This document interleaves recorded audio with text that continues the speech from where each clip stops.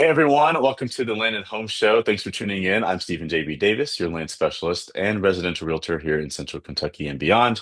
And in the latest iteration of my YouTube channel, we are telling stories. And so what you'll see pretty much all year are people that I know, some past clients, some colleagues, some friends that own land and have, really interesting real estate that they steward. And Britt here is a past client of mine, and she has a very interesting story, and I wanted her to share it. Most of you that watch have varying levels of experience with land, and some of you have aspirations to own more. And so I thought it might be helpful to hear more anecdotal advice and hear the experience of others as you pursue your own land journey, wherever that may be. So, with all of that said, Britt, thank you for joining me in this very casual lunchtime setting. I'm just sitting on my couch, I'm and thrilled. you look like $1 million in your Oh, cool thank you. blazer and Bowie t-shirt. Um, yeah, tell us about you. Like, so your name is Britt, obviously, but Yep. where are you from, and what do you do? I'm Britt Boyer. I grew up in Versailles, Kentucky, actually, which is now where I reside. Kind of came full circle the past couple of years. I've been away for about 10 and just moved back in the fall of 2024 and bought my little sliver of land, just about a mile from my parents, mile from where I grew up. And now I am farming some flowers, as you can see behind me on the side, while working full time, actually in advertising. Wow. You're a very proactive person and you have a lot of vision. And I don't think that everyone has like clarity in life. And so it was just it was cool working with you because I felt in a lot of ways you were just leading me and I was kind of along for the ride. And it was a very cool position to be in because it's not always what I get to experience. I'm looking at my notes since you're my first one of these. And so, oh, right. Okay, so the first question I want to ask you is just what's your relationship to land and flowers in general, because having a flower farm is also a first, like in terms Yes, of clients I've dealt with. Wow. I know. So where It's did that all it's start? here and it's exciting. Yeah, so I think going back, I've owned two previous homes in various states as the world has kind of taken me everywhere. So it started in Kansas City, and I bought a house that had absolutely no landscaping, nothing, and I didn't have a lot of extra money at that time to, hire landscapers, hire a designer. So I was really getting in there and getting dirty and just kind of creating a space that I loved, which also came with the connection of, the soil, the flowers, and really turning something that, I didn't know a lot about at that time into a passion.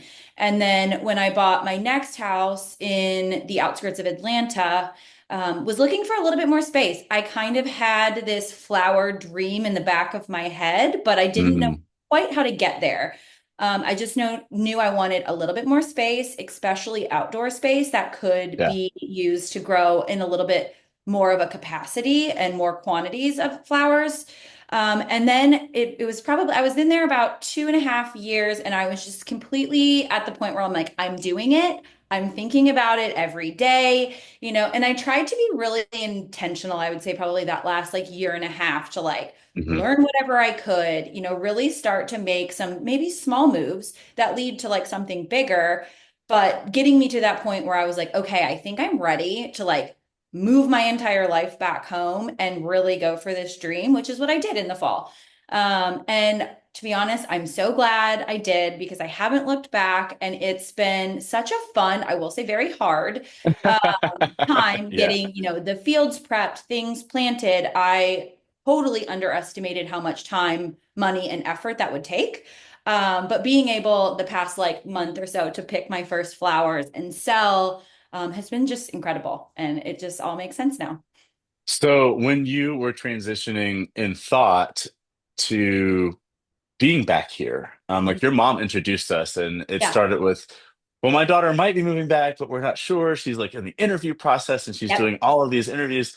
Like, what was it that you like help other people understand your vision? Because ideally, I'd love to come back and show everyone like what you've got going on there. But when you were in Atlanta, sort of forecasting to moving back home, what was it that you ultimately wanted?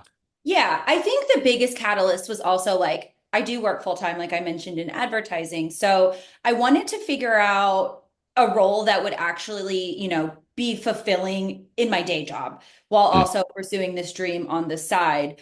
But also being like the right time, like timing just felt right. Some things had changed. I was actively looking. And then the role that I am in now with Doe Anderson came open, and it was like, yes, this is it. I want to come back and I want to help sell bourbon in the day and then I want to sell flowers at night.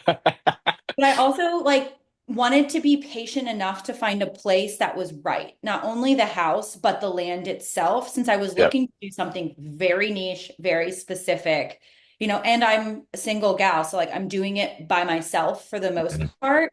So I wanted to make sure that everything kind of was falling into place as it was supposed to. And so, what did that land look like for you to Yeah. achieve this particular dream? Yeah, I would say flat since I'm trying to grow, commercial flowers and then, being not too much space because like I am good probably from like 1 to Excuse maybe me. 10 acres, but once you get into that, that's really, really like a full-time Yeah. approach to land. So I wanted to find something probably around 5, which spoiler alert, I did.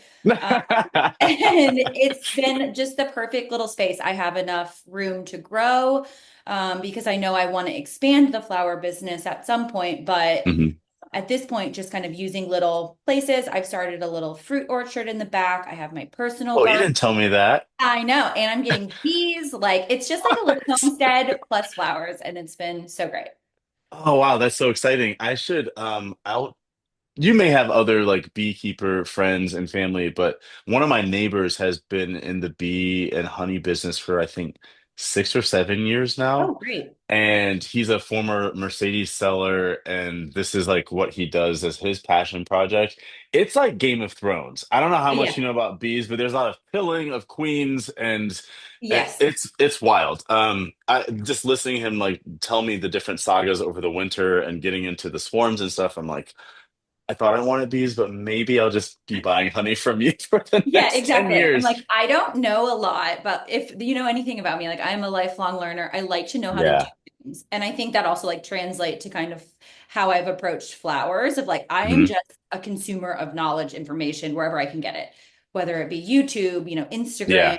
in person, talking to people. Like I have flower friends that I talk to daily that I've literally never met in person, but they're so That's great. awesome. So it's just like a community thing, but yeah, it's been a That fun is journey. that is super neat. What are you growing fruit wise? I am growing, let's see, a lot of apples, pears, cherry, and peaches. I know. I'm like, sometimes I think I've lost my mind, but like, I'm like, in 3 to 5 years, this place is going to be spectacular because everything will be mature. And able to make all the things because I like to cook on the side as well. Oh, and I So think that's a really interesting and poignant thing that you just said. 3 to 5 years. I talk with a lot of aspiring landowners, and they want to produce any number of things or animal products, and it takes time. it does. It takes time. You like a tomato does not grow overnight, and certainly a whole business doesn't grow overnight. But even if you're just trying to provide for your family, it doesn't Mhm. happen. So, did the planning process, did you find any particular resources as you were getting into more of this commercial application of flower growing? Did you look to the USDA for any help, or the county extension office, or Mhm.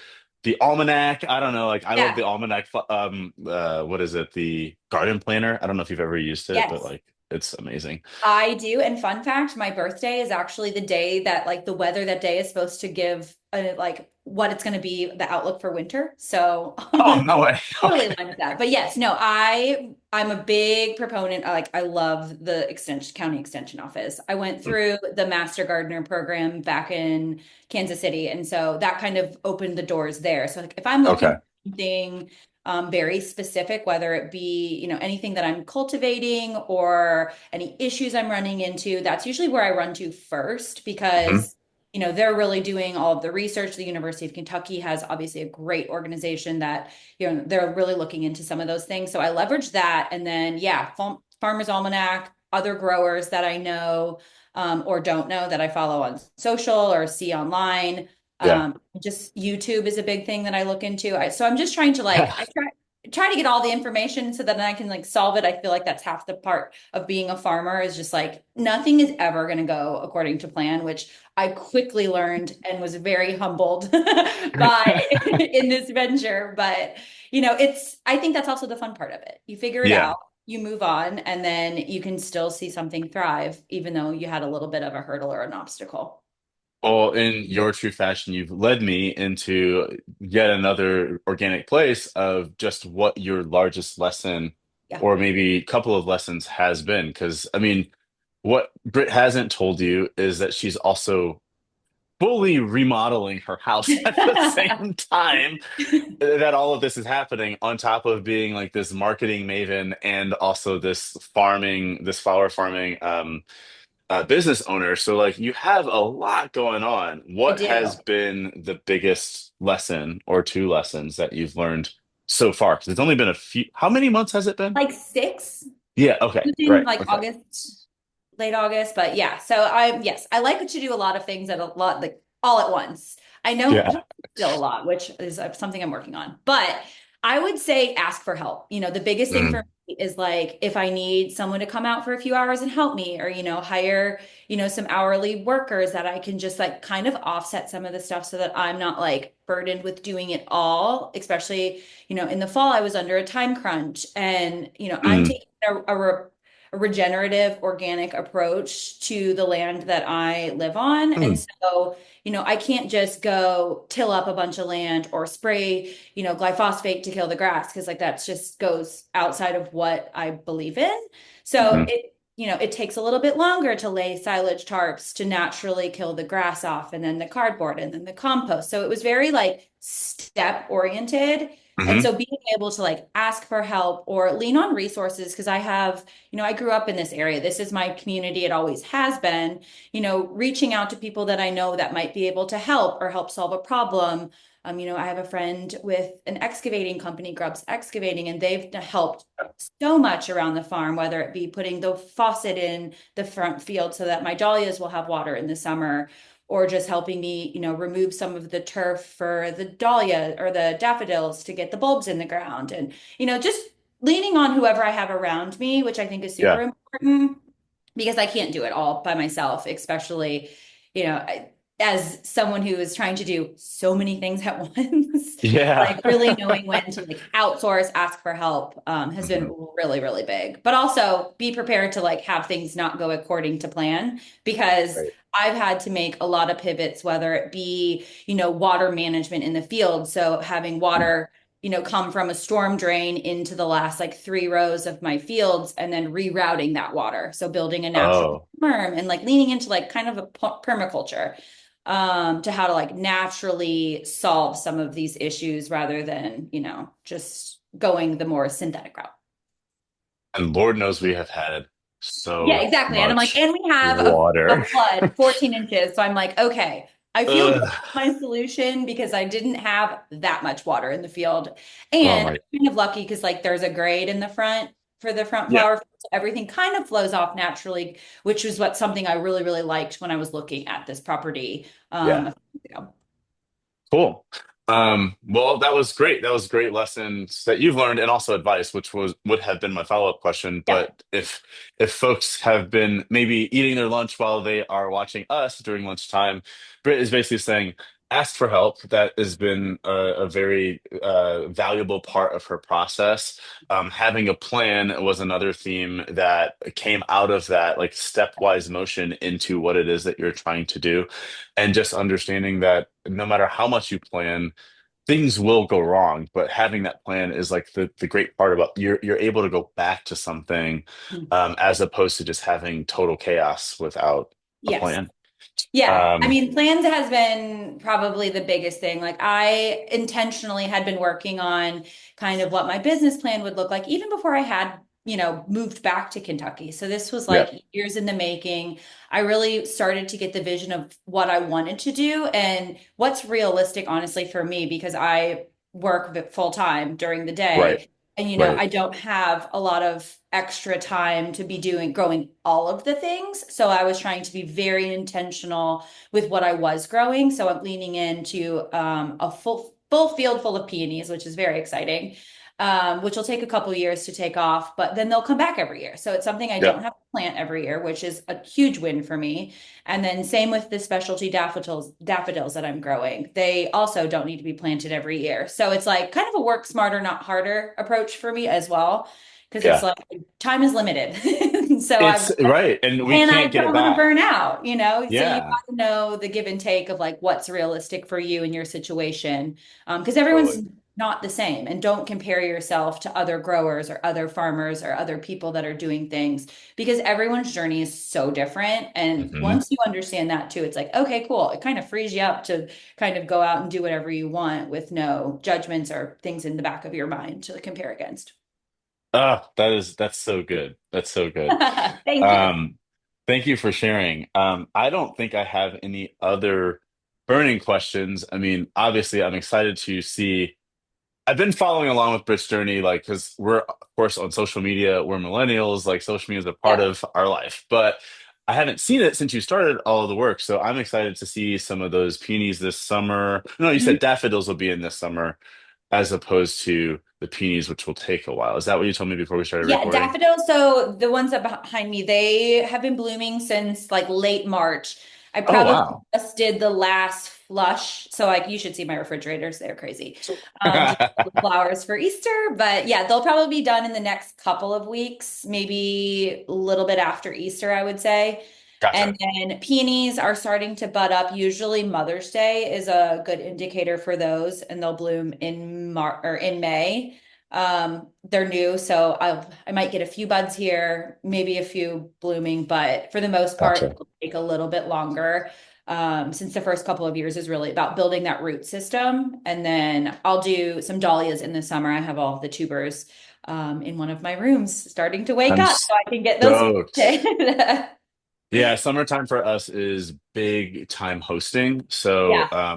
whenever we have like a house full of people, which it feels like it's happening every weekend, but it's not realistically happening. I do like to have fresh flowers in the house, and the more I can support local businesses of any kind, the happier I am. So it just sweetens the deal that you trusted me enough with this part of your process, and now I can come and buy some cool Yeah, flowers. exactly. You get to reap the benefits, but no, Yeah, and thank totally. you. Like you were a big piece of the puzzle of finding the dream and that place that was right for me. Because I know we looked at a couple places that I'm like, could work, but And you this know, one was a little bit of a yeah, bear. I mean, it yeah. was an interesting how it all worked out. And we can keep that between us because I feel like not the science of a deal, but like the specifics are almost like kind of secret or sacred or something. But it was not like a straightforward deal. I've definitely had Mhm. more straightforward deals in life.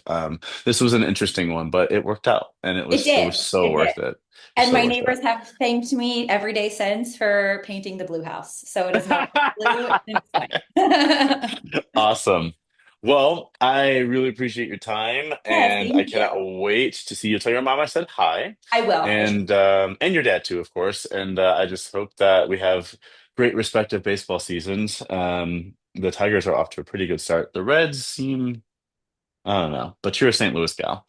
In any case, thank you for Kansas City. joining me. Kansas City Oh, gal. you're a Royals gal? Yes, Royal. My dad's from I don't know. Missouri, so I yeah. don't And know I why lived I in thought Kansas. your dad was a St. Louis fan. No, don't tell him Don't tell that. him I said that. No Royals. Well, that's even better because that's where all my family is. Cool. Well, I hope you have a great day, great rest of your week, and maybe I'll Yes, see you thank out at you. Keeneland.